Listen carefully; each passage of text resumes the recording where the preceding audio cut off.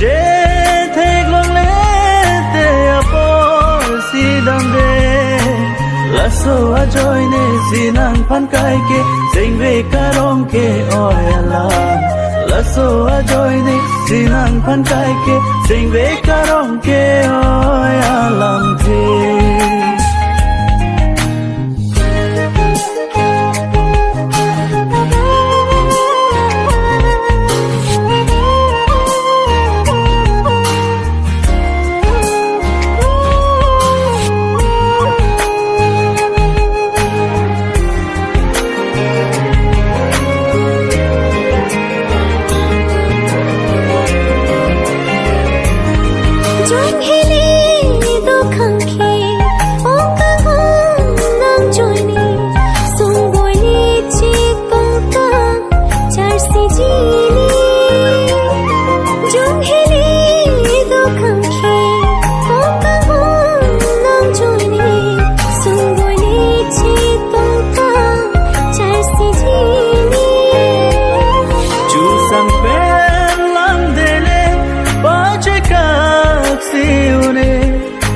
Pajong hele nom noe ju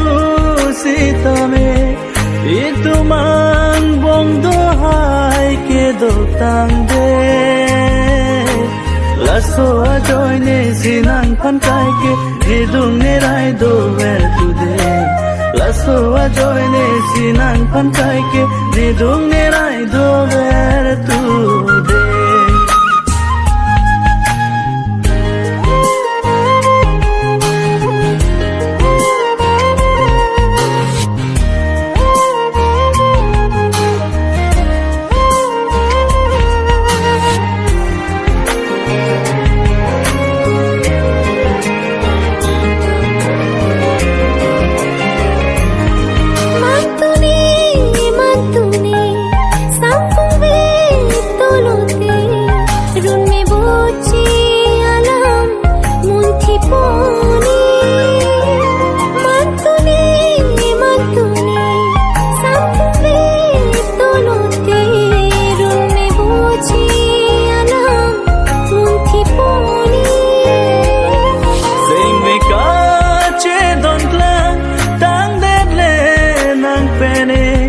ma chorji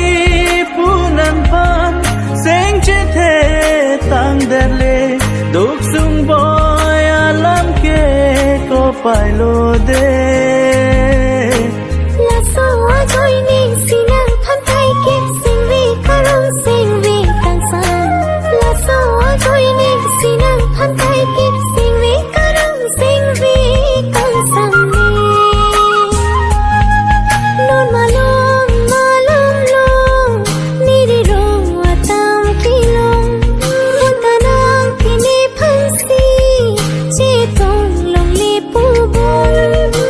Panja